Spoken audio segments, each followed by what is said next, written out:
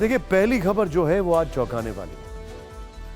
हम एक तरफ युद्ध झेल रहे हैं और दूसरी तरफ क्या ये कोरोना पार्ट 2 है? चीन में फैली नई बीमारी से दुनिया क्यों डरी है? क्या ये कोरोना पार्ट 2 है? बड़ी खबर। दूसरी खबर, कल 4 स्टेट के नतीजे आएंगे। आज की रात नेताओं की नींद गायब। किसकी सरकार सबसे तेज सबसे सटीक नतीजे TV9 आपको दिखाएगा। तीसरी खबर, नतीजों से पहले रिजॉर्ट पॉलिटिक्स क्यों शुरू हो गई? क्या राजस्थान MP में निर्दलीय बनेंगे किंग मेकर? चौथी खबर जो है, हमास इजराइल में सीजफायर की बातचीत पूरी की तरह खत्म हो चुकी है, तो क्या अब गाजा युद्ध में विनाश होगा? और पांचवी खबर, 2 युद्ध के बीच रूस अमेरिका में एटमी रेस क्यों देखने को मिली? क्या 2 सुपर पावर न्यूक्लियर युद्ध छड़ेंगे? आज फिक्र इन्हीं खबरों पर होगी, लेकिन सबसे पहले चीन में फैली वो बीमारी जिससे समूची दुनिया डरी हुई है। भाईबूत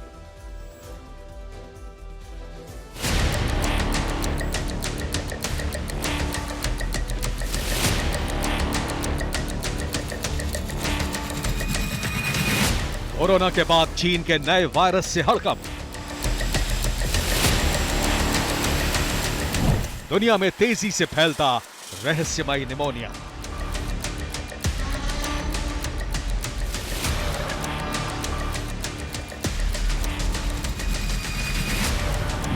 अमेरिका, ब्रिटेन समेत 10 देशों में मरीज।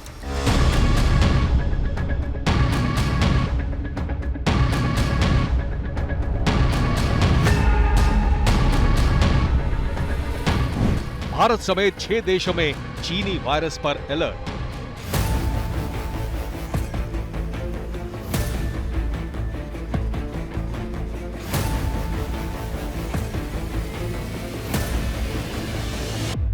क्या रहस्यमयी निमोनिया जिनपिंग का जैविक हथियार है?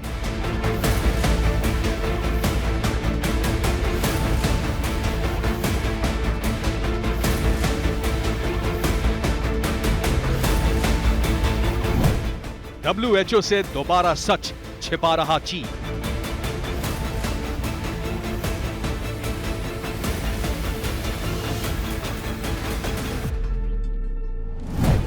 चीन में फैली बीमारी पर मानवता की फिक्र जरूरी है।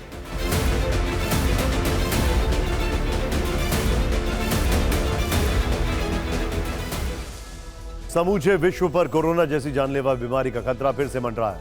इस बार नाम बदला है। दावा किया जा रहा है कि यह वायरस नहीं है, लेकिन खौफ कोरोना से कई गुना ज्यादा है। इसकी शुरुआत भी कोरोना की तरह चीन में हुई है, और वो भी उसी सीजन में हुई है। सोचिए जरा, चीन में शुरुआत हुई है, उसी सीजन में हुई है, वही महीने हैं कि लगभग। और इस बार चीन में रहस्यमयी बीमारी की चपेट में ज्यादातर बच्चे आ रहे हैं। और एक बार फिर WHO सिर्फ चीन की सुन रहा है, इन्वेस्टिगेट नहीं कर रहा है। कोरोना की तरह यह बीमारी भी दुनिया में तेजी से फैल रही है। सबसे पहले आपको चीन के हाल दिखाते हैं। यहां फिर से मास्क लगाने के लिए गाइडलाइंस जारी हुई हैं। अस्पताल बीमार बच्चों से भरे पड़े हैं। सामाजिक दूरी का पालन करने के लिए कड़े निर्देश दिए गए हैं। चीन में इस रहस्यमयी बीमारी से हाहाकार मचा हुआ है।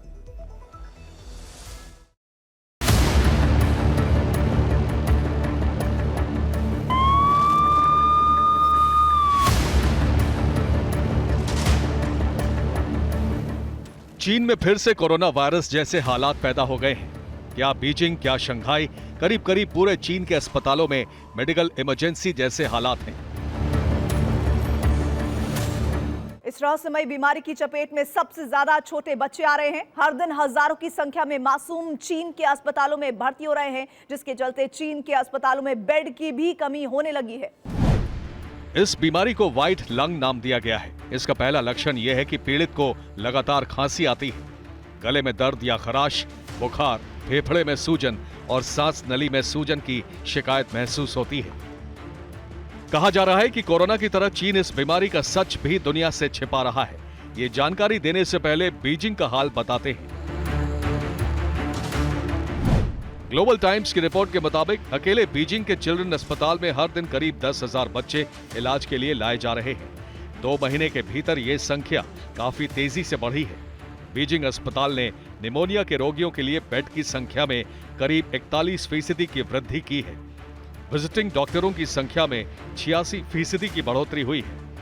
रेस्पिरेटरी इन्फेक्शंस की जांच के लिए अस्पताल ने एक ऑनलाइन फॉलोअप क्लिनिक भी लॉन्च किया है। यहां भी भीड़ बेतहाशा है। चौंकने वाली बात यह है कि विशेषज्ञों ने अब बच्चों के बाद बुजुर्गों के लिए भी अलार्म बजाया है। उनका कहना है कि जैसे जैसे सर्दी बढ़ेगी वैसे वैसे बुजुर्ग भी इस बीमारी की चपेट में आएंगे और 2024 की शुरुआत में चीन के अस्पतालों में हालात खराब हो सकते हैं। लेकिन चीन में शायद इसकी शुरुआत हो चुकी है। चाइना इन फोकस और इपोक टीवी के हवाले से खबर है कि चीन में इस सफेद निमोनिया से कई मौतें हुई हैं। नवंबर में 9 कम्युनिस्ट पार्टी मेंबर्स की मौत का दावा किया गया है। अक्टूबर में 66 सीसीपी मेंबर्स की मौत की खबरें हैं। हालांकि मौतों की वजह का किसी भी दस्तावेज में जिक्र नहीं है। एक्सपर्ट्स का कहना है कि कोरोना की तरह यह बीमारी भी संक्रामक है और ये चीन के एक शहर से दूसरे शहर फैल रही है। चीन में इसका पहला केस मई में सामने आया था। लेकिन चीनी मीडिया के हवाले से यह खुलासा बीते 23 नवंबर को हुआ। तब बीजिंग के एक स्कूल में इसके फैलने से हड़कंप मचा था और बीमारी को फैलने से रोकने के लिए स्कूल में छुट्टी कर दी गई थी। हालांकि तब से हालात बदतर ही हुए हैं, जिसके बाद चीन को प्रेस कॉन्फ्रेंस करके दुनिया को जानकारी देने के लिए मजबूर होना पड़ा।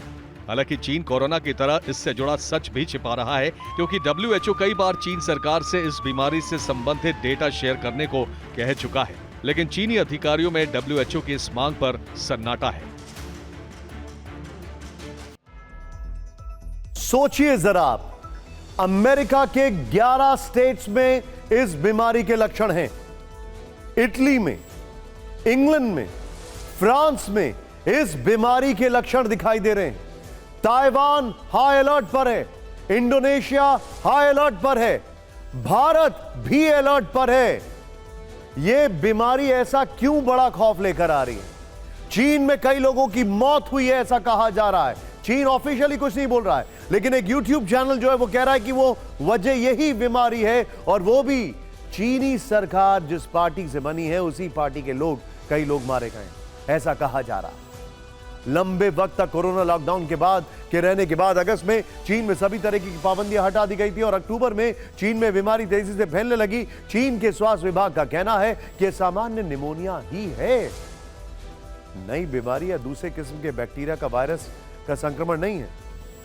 बल्कि चीन तो यह भी कह रहा है कि जो लॉन्ग कोविड हुआ है उसके बाद इम्यूनिटी कम हो गई है, इसलिए लोगों को ऐसा हो रहा है। सवाल यह है कि इतनी तेजी से क्यों फैल रहा है? इसे समझने के लिए हमने कुछ सवाल जवाब तैयार किए हैं, ये आपको देखने चाहिए। ध्यान से देखिएगा, हमारे जितने भी दर्शक हैं, ये वो फैक्टर्स हैं जो हमारे सामने सबसे ज्यादा डोमिनेट कर रहे हैं। पहला सवाल, क्या यह सामान्य निमोनिया है? विजय, आप चाहे तो इसको यहां तक जूम इन कर सकते हैं। जवाब, सामान्य निमोनिया में कफ बनता है, लेकिन इस बीमारी में कफ नहीं बनता है। कहां है WHO, वर्ल्ड हेल्थ ऑर्गेनाइजेशन, जिसका डेटा कलेक्शन बहुत आगे रहता है? सवाल, फेफड़ों पर कैसे असर हो रहा है? जवाब, फेफड़ों पर गोल चकत्ते दिखते हैं, बैक्टीरियल इंफेक्शन में बनने वाले नोड्यूल्स हैं, वायरल इंफेक्शन में ऐसा नहीं होता है। कहां है WHO जो इस पर रिसर्च कर सकता है? सवाल, बैक्टीरिया वायरस दोनों का इंफेक्शन मुमकिन है, इसमें दवा भी काम नहीं करती है। क्या सोच रहा है WHO? फिर से वही कहानी रिपीट हो रही है। सवाल, चीन में क्यों फैल रही है रहस्यमयी बीमारी? जवाब, जीरो कोविड पॉलिसी वजह हो सकती है। बच्चों में इम्यूनिटी डेवलप नहीं हो पाई है, इसलिए चपेट में हैं। कहां है WHO जो एकदम लास्ट मोमेंट पे आके इन्वेस्टिगेट करता है? सवाल, यह सिर्फ बच्चों में फैलने वाली बीमारी है, जिसकी इम्यूनिटी कमजोर हो वो सभी इसकी चपेट में आ सकते हैं। ज्यादातर बुजुर्ग और 5 साल से कम उम्र के बच्चे आ रहे हैं, लेकिन ये डेटा हम क्यों दे रहे हैं? कहां है WHO? सोचिए, अभी बस देखा जा रहा है WHO की तरफ से, यह देखा जा रहा है क्या हो रहा है। वो एक रिसर्च ऑर्गेनाइजेशन है, अंडरस्टैंडिंग देती है, कहां गई? एक बहुत बड़ी ऑर्गेनाइजेशन है UN और WHO। आप समझ सकते हैं क्या हाल है दोनों का। चीन का दावा है कि यह संक्रामक नहीं है। अच्छा, चीन ने तो कोरोना के लिए भी यही कहा। तो चीन को इस सवाल का जवाब देना चाहिए कि फिर यह बीमारी चीन से बाहर निकलकर अमेरिका और यूरोप में क्यों फैलने लगी है? क्यों अमेरिका में रिपब्लिकन्स ने कहा है डेमोक्रेट से कि चीन जाना बंद कर दीजिए, गाइडलाइंस इशू कर दीजिए? यकीन मानिए, इन देशों में कोरोना जैसी दहशत वापस लौट आई।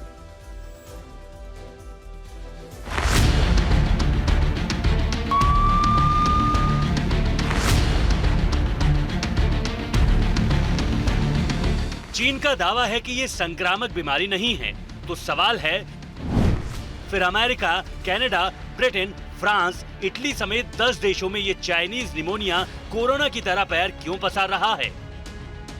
अमेरिका में रहस्यमय निमोनिया से हड़कंप मचा है। लुइसियाना से लेकर अल्बामा तक 11 राज्य इसकी चपेट में हैं।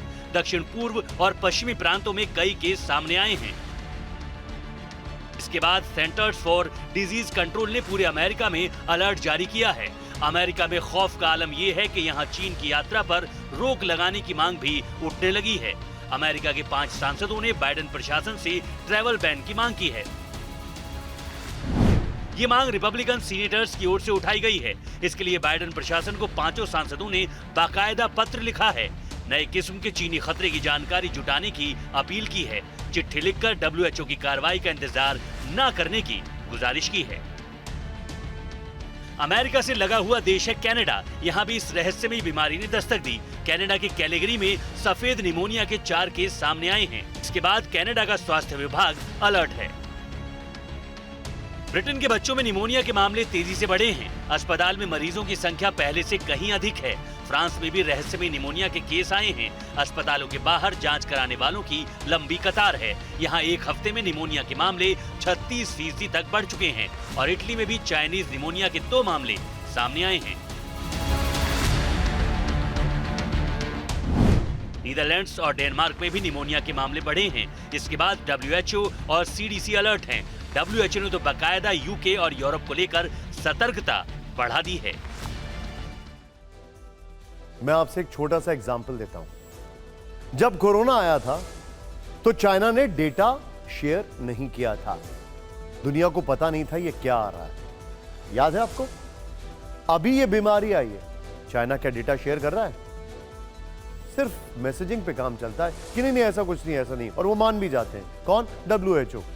जब कोरोना आया था तब चाइना में केसेस को छुपाया जा रहा था, लेकिन सामने चीजें निकलकर बाहर आ रही थी। जब ये बीमारी आई है तब भी चीजों को छुपाया जा रहा है, लेकिन सामने निकलकर बाहर आ रही है। जब कोरोना आया था तो एकाएक दुनिया में फैलना शुरू हो चुका था, लेकिन चीजें बाहर नहीं आ रही थी क्योंकि अवेयरनेस नहीं थी। इस बार अवेयरनेस है, लेकिन फिर से इस बार दुनिया में चीजें फैल रही हैं। हम आपको डरा नहीं रहे हैं, अलर्ट कर रहे हैं।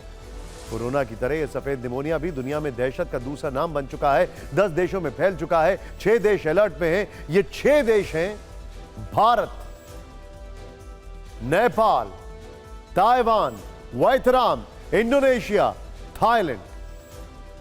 अपने देश की बात करें तो केंद्र सरकार सतर्क है। उसने सभी राज्यों को एडवाइजरी जारी कर दी, खास सतर्कता बढ़ाने को कहा है।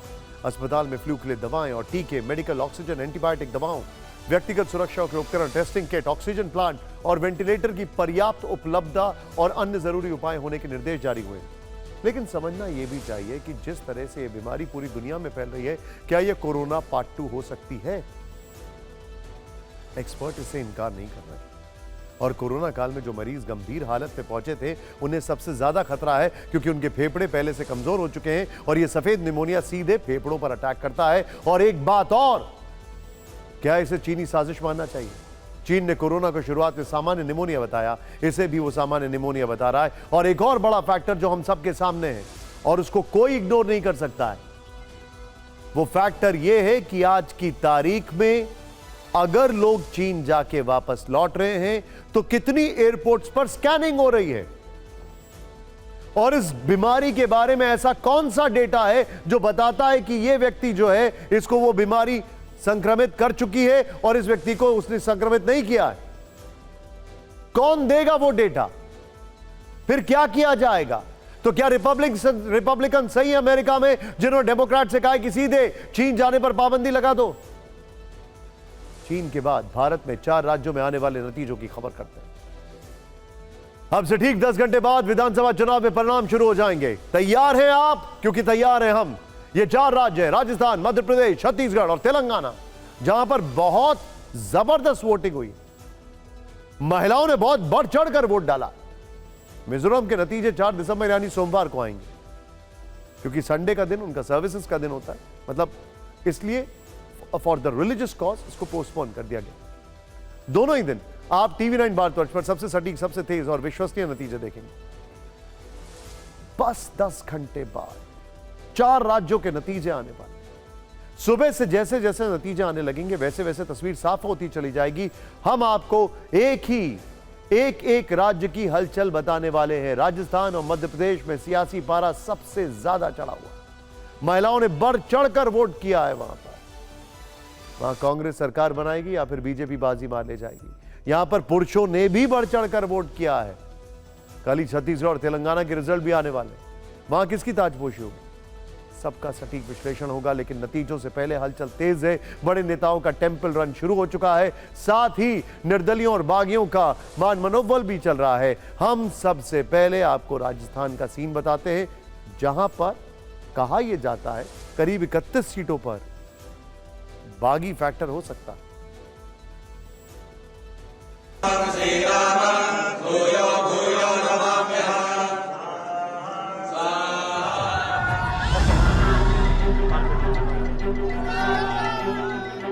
राजस्थान में कांग्रेस हो या बीजेपी, दोनों ने सरकार बनाने के लिए सारे घोड़े खोल दिए हैं। जयपुर में सीएम अशोक गहलोत के बाद कल वसुंधरा राजे सिंधिया ने भी राज्यपाल कलराज मिश्रा से मुलाकात की। कल शाम वो आरएसएस के पदाधिकारियों से भी मिल चुकी हैं। इन 2 मीटिंग के ठीक बाद आज सुबह से ही वसुंधरा का मंदिर दर्शन शुरू हो गया। सबसे पहले पूजा अर्चना करने वो जयपुर के मोती डूंगरी गणेश मंदिर गईं। जयपुर के बाद वसुंधरा का काफिला दौसा के लिए रवाना हुआ। वहां उन्होंने मेहंदीपुर बालाजी मंदिर में पूजा और हवन किया।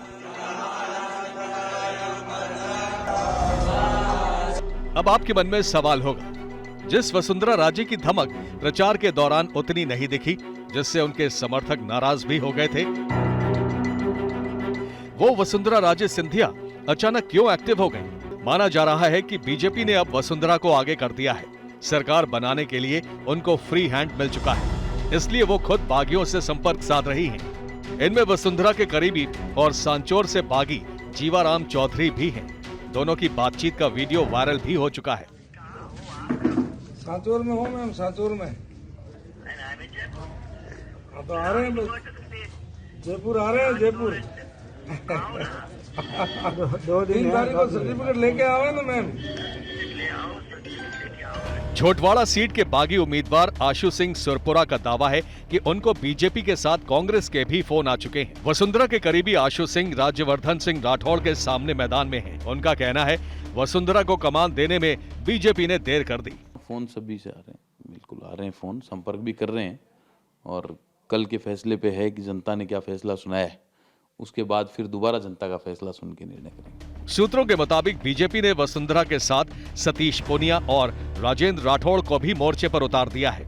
सतीश पूनिया जाट प्रत्याशी, जबकि राजेंद्र राठौड़ राजपूत बागियों को मनाने में जुटे हैं। इसके अलावा मोती डूंगरी के महंत को भी बागियों को साधने में लगाया गया है। बीजेपी की तरह कांग्रेस ने भी सरकार बनाने के लिए पूरी ताकत झोंक दी है। दोनों दल अपनी अपनी जीत का दावा कर रहे हैं। भारतीय जनता पार्टी अल्पमत में रहेगी, प्रचंड बहुमत में नहीं आएगी। मेरा दावा है प्रचंड बहुमत से आएगी। और यही वही मुख्यमंत्री जी हैं जो अपने पिछले कार्यकाल में ये कहते थे कि 156 सीटें आएगी, सिर्फ 21 सीटें आएंगी। इस बार भी एक का अंक हटा दीजिए, 56 आ जाए तो बड़ी बात होगी। भारतीय जनता पार्टी आखिरी दम तक कोशिश करेगी कि वसुंधरा जी को साइड लाइन करें और इन छुटपैया नेताओं से राजनीति कराएं।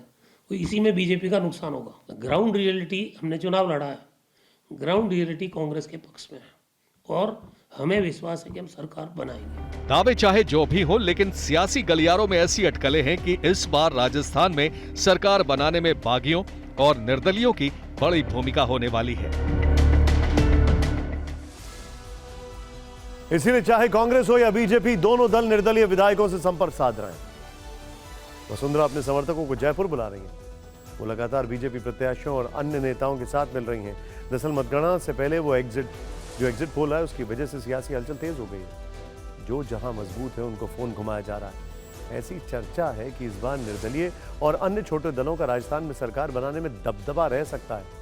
हनुमान बेनीवाल की राष्ट्रीय लोकतांत्रिक पार्टी को 5 से 6 सीटों का अनुमान है। मतगणना से पहले नेता हनुमान बेनीवाल के संपर्क में। वहीं बीटीपी को 2 से 4 सीटें मिलने का अनुमान है। सूत्रों के मुताबिक कांग्रेस इनके संपर्क में। तीसरा दल बीएसपी 2008 और 2018 दोनों बार इस पार्टी ने कांग्रेस को बिना शर्त समर्थन दिया है, लेकिन दोनों बार कांग्रेस ने उसके विधायकों को तोड़ने और खरीदने का काम किया। इसीलिए इस बार बीएसपी का कांग्रेस को साथ देना मुश्किल लग रहा है। इंटरेस्टिंग बात क्या है, देखिए छोटे छोटे जो दल हैं राजस्थान के, वो करीब 30 सीटों पर डोमिनेट कर सकते हैं, बागी अन्य 30 से 31 सीटों को डोमिनेट कर सकते हैं। सोचिए। वैसे बीएसपी ने कह दिया है कि इस बार किसी को बिना शर्त सपोर्ट नहीं किया जाएगा और सत्ता में पार्टी शामिल होगी, लेकिन ये स्थितियां तब होंगी जब किसी दल को बहुमत नहीं मिलेगा।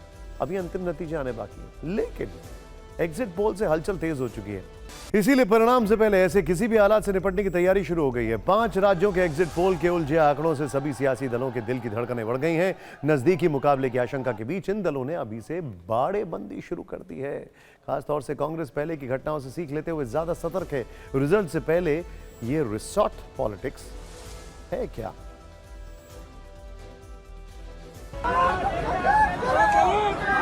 क्या 4 राज्यों के नतीजों से पहले सियासी दलों को नए विधायकों की सौदेबाजी का डर सता रहा है? रिजल्ट आना बाकी है, लेकिन एक शब्द सबसे ज्यादा चर्चा में है, रिजॉर्ट पॉलिटिक्स। राज्यसभा सांसद और सवाई माधोपुर से बीजेपी प्रत्याशी किरोड़ी लाल मीणा का दावा है कि कांग्रेस ने बेंगलुरु में 2 बड़े रिसॉर्ट बुक किए हैं, जहां कांग्रेस के विधायकों को रखा जाएगा।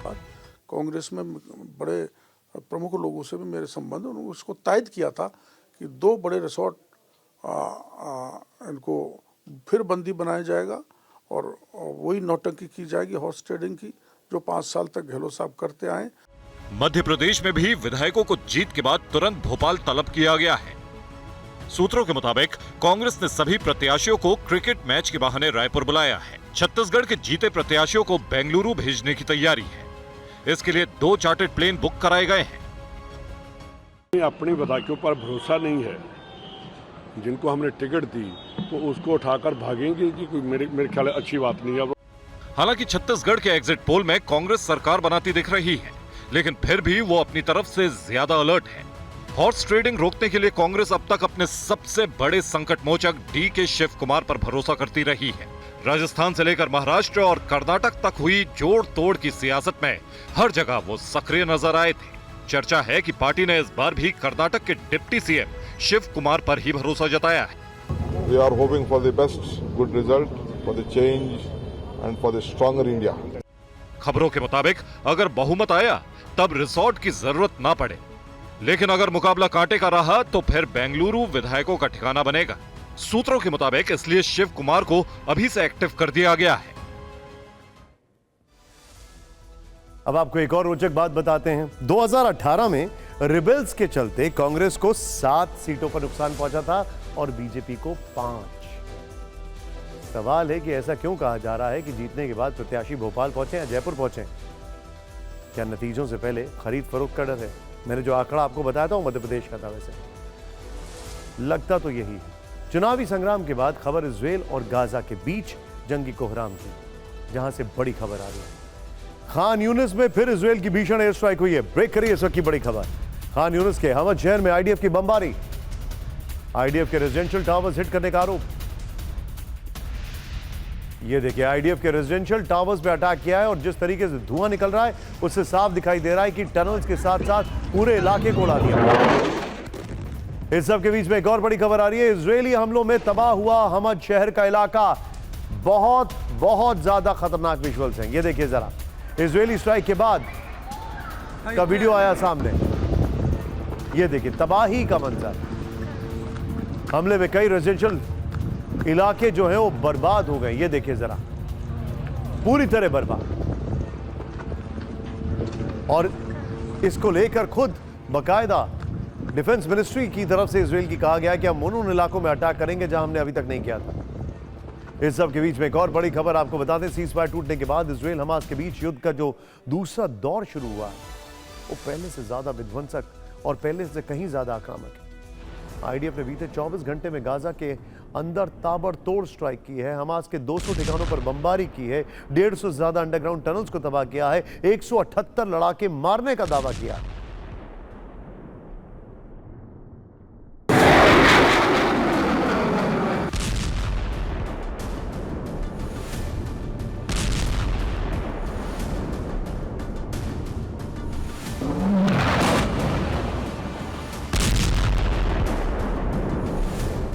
इजरायली हमलों में गाजा जैसे गुम हो चुका है।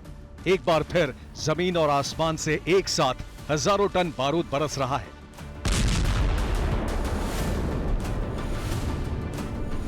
इजरायली फोर्सेस ने इस बार गाजा में विनाश के लिए पूरी ताकत झोंक दी है। आईडीएफ ऑपरेशन के फेज 2 का मेन टारगेट दक्षिणी गाजा बना है, जहां खान यूनिस इलाके को जैसे खाक में मिलाने की तैयारी हो चुकी है।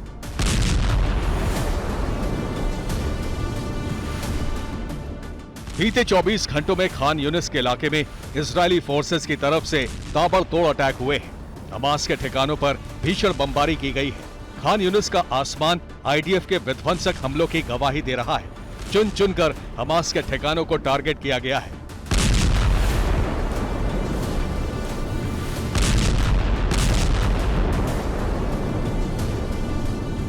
रात में खान यूनिस इजरायल की स्ट्राइक से दहला तो सुबह होते ही इजरायली विमानों ने एक बार फिर खान यूनिस में बमबारी शुरू कर दी।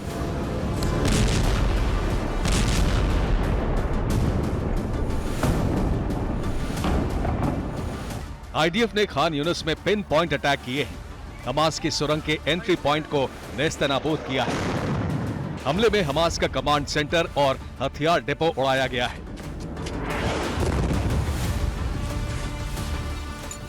इसके अलावा हमास की कई शेल्स और 2 मोर्टार लॉन्चिंग स्क्वाड्स भी इजरायल के हमलों में नष्ट हुए हैं। बारूदी प्रहार के बीच आईडीएफ ने खान यूनिस में पर्चे गिराकर चेतावनी दी है। लोगों से खान यूनिस छोड़कर राफा के दक्षिण में जाने के लिए कहा गया है। यानी इजरायल इस इलाके में अपने हमले और तेज करने वाला है। नॉर्थ गाजा में भी फिलिस्तीनियों से कई कॉम्बैट जोन छोड़ने का फरमान जारी किया गया है।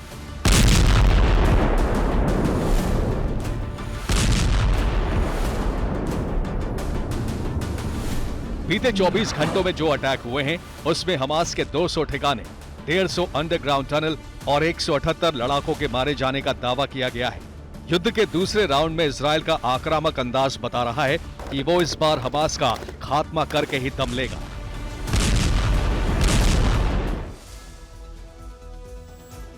इजरायली डिफेंस फोर्सेस हो या हमास, इस बार दोनों एक दूसरे के खिलाफ पूरी तैयारी के साथ जंग के मैदान में उतरे। दोनों की तरफ से इस बार हमलों की आक्रामकता इसका सबूत दे रही है। आईडीएफ ने उत्तरी और दक्षिणी गाजा में भीषण स्ट्राइक की तो हमास की तरफ से भी इजरायल के कई इलाकों को टारगेट कर रॉकेट अटैक किए गए।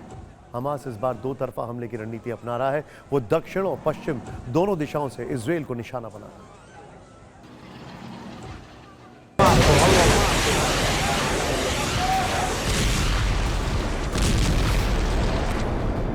इजरायल गाजा पर बम बरसा रहा है तो हमास रॉकेट से इजरायल के शहरों को निशाना बना रहा है। हमास की तरफ से इजरायल को टारगेट करते हुए बड़ा अटैक किया गया। गाजा से एक साथ कई रॉकेट इजरायल के अलग अलग शहरों की तरफ दागे गए। हमास ने इजरायल की राजधानी तेल अवीव की तरफ भी कई रॉकेट दागे। हालांकि यहां इजरायल का एयर डिफेंस सिस्टम एक्टिव था। हमास के रॉकेट इजरायल के आसमान में दिखते ही आयरन डोम ने उन्हें इंटरसेप्ट किया। इजरायल पर अब सिर्फ गाजा से ही हमले नहीं हो रहे, बल्कि आईडीएफ के वेस्ट बैंक में ऑपरेशन शुरू करने के बाद वहां इजरायली सैनिकों पर हमलों में इजाफा हुआ है। यरूशलेम में फिलिस्तीनी समर्थकों ने इजरायली फोर्स पर फ्लेयर्स दागे हैं। बैतलहम शहर में आईडीएफ के ठिकानों को टारगेट कर हमास ने रॉकेट अटैक किया है। इसके अलावा हमास लड़ाकों की तरफ से आईडीएफ के काफिले को 3 सुसाइड ड्रोन से निशाना बनाने का दावा किया गया है। इस बार हमास ने इजरायल के खिलाफ हमलों की अपनी रणनीति में बदलाव किया है। वो दक्षिण और पश्चिम 2 दिशाओं से हमले कर रहा है। उसने अशदोद पर भी प्रहार किया है।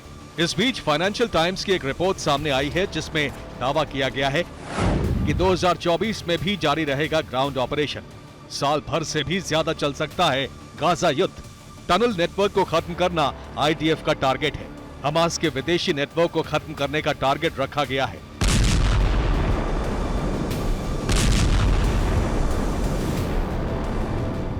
साफ है कि नेतन्याहू इजरायल को हमेशा के लिए हमास के खतरे से मुक्त करना चाहते हैं।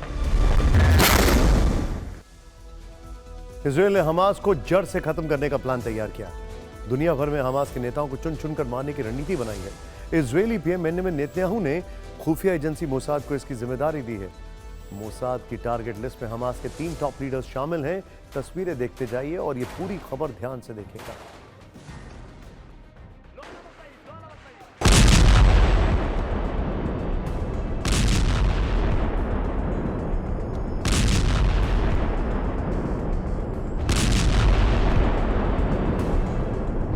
गाजा के वॉर ग्राउंड पर आईडीएफ का एक्शन जारी है तो इजरायली खुफिया एजेंसी मोसाद की भी बड़े ऑपरेशन की तैयारी है।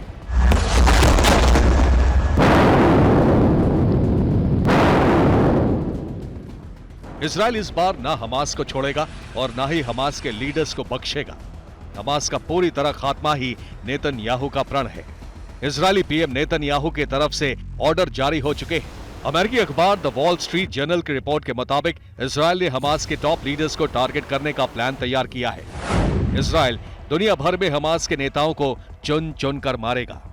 मोसाद के टारगेट पर हमास के 3 top leaders Yahya Sinwar, Mohammed Deif और मारवान ईसा हैं।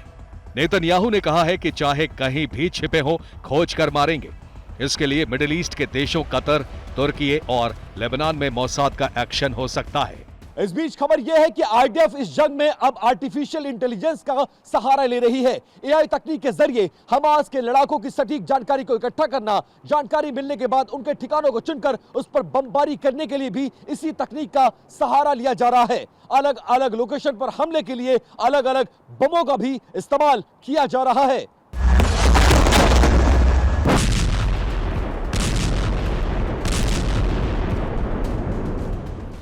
द गार्डियन की रिपोर्ट के मुताबिक नवंबर की शुरुआत में आईडीएफ की टारगेट एडमिनिस्ट्रेशन डिवीजन ने 10,000 टारगेट्स को आइडेंटिफाई किया है। दुनिया में इस वक्त 2 वॉर जोन बेहद विध्वंसक मोड में हैं, एक गाजा तो दूसरा यूक्रेन। लेकिन अब रूस और यूक्रेन की जंग निर्णायक मोड पर है, जिसमें महातबाही की घंटी बज रही है, क्योंकि 22 महीने से जारी यूक्रेन जंग में पहली बार अमेरिका का विनाशकारी एटमी प्लान सामने आया है। अमेरिका की सीक्रेट एटमी तैयारी पर एक्सक्लूसिव खुलासा हुआ है। इसके साथ ही रूस के न्यूक्लियर एक्शन की खबर भी सामने आ गई। हम आपको इन दोनों बड़ी खबरों की पूरी डिटेल बताएंगे, लेकिन पहले इस वॉर फ्रंट से आ रही वो रिपोर्ट जिसमें यूक्रेन के हमले से रूस दहल गया है और पिछले 24 घंटे में यूक्रेन में रूस को भारी नुकसान हुआ है। रूस ने अपने 1300 जवान खो दिए हैं।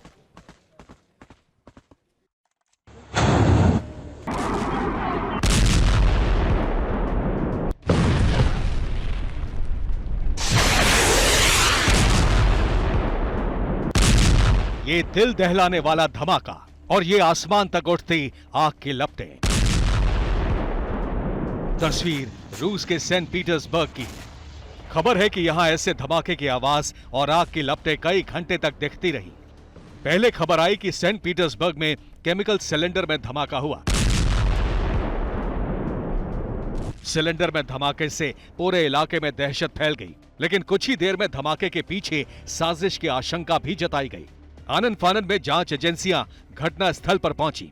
सिलेंडर में धमाके की जांच शुरू हुई तो एजेंसियों को पूरा कनेक्शन यूक्रेन युद्ध से जुड़ता नजर आया, क्योंकि इस धमाके से कुछ घंटे पहले ही रूस में यूक्रेन ने एक और बड़ा हमला किया। यूक्रेन ने रूस के सेवरोमोइस्की में रेल टनल को निशाना बनाया। टनल में एक के बाद एक लगातार 4 धमाके हुए। रूसी मीडिया का दावा है कि सेवरोमोइस्की में महज 10 मील की दूरी पर 4 बड़े धमाके हुए, जिससे पूरा इलाका दहल गया। इस हमले में रूस को बड़ा नुकसान हुआ। ईंधन से भरे 3 टैंकर तबाह हो गए, एक मालगाड़ी भी बर्बाद हो गई। हमले के तुरंत बाद बैकाल अमूर मेन लाइन को बंद कर दिया गया।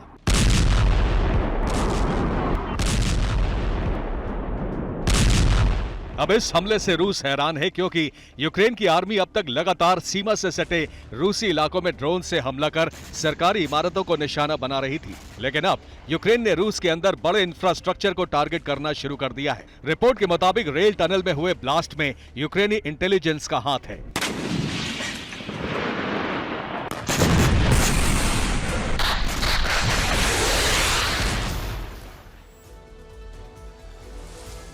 बड़े नुकसान के बावजूद रूस के हौसले बुलंद हैं। खबर है कि सर्दियों में जंग के लिए रूस ने बड़ी तैयारी शुरू कर दी है। प्रेसिडेंट पुतिन ने 1,70,000 नए जवानों की भर्ती का ऑर्डर दिया है। शायद यही वजह है कि अमेरिका भी सीक्रेट तरीके से एटमी तैयारी में जुट गया है।